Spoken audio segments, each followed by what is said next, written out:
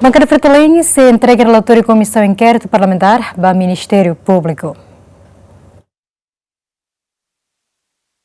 Assunto ne declara o chefe bancada Fretilin, deputado Aniceto Guterres, lhe declaração bancada e a plenária segunda Lourenço no recentolo fulangni. Deputado Aniceto afirma bancada Fretilin se continua a recolher dados no nível entrega ao Ministério Público ou de processo a tuirdalan justiça, taba considera bancada AMP e a Parlamento Nacional boicotar relatório refere ou de salva malu. Comissão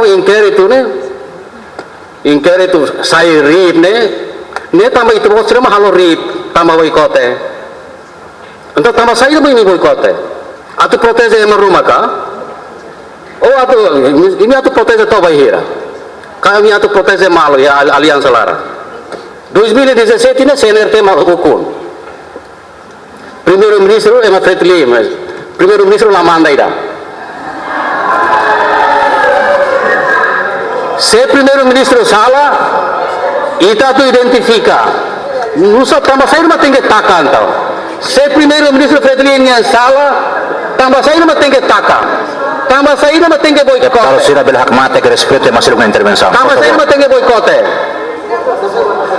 caso boikote relatório cai kip ne Laos caso isolado boikote de ne Laos buat fome que surpresa ida para bancada Fretilin tambah ni acontece ona ba Comissão Inquérito Parlamentar ba Fosnian.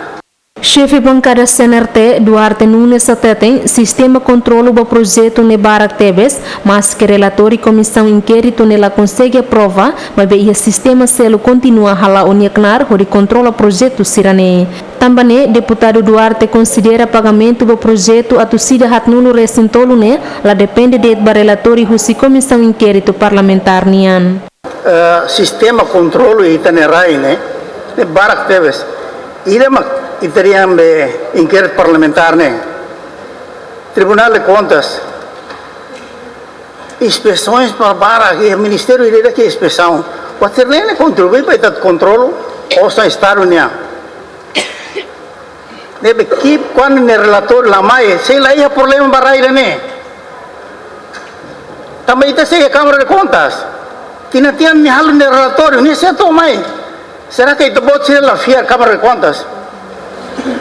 Antes, ne presidente Parlamento Nacional Arão Noé Amaral informa relatório da Comissão Inquérito Parlamentar refere la ia ona dalang atau continua discuti ka agenda ba plenária tambah la consegue aprova ia Comissão Rasik no relatório ne Rasik automaticamente nulo. Fátima Pereira Clementino Maia, Gemen.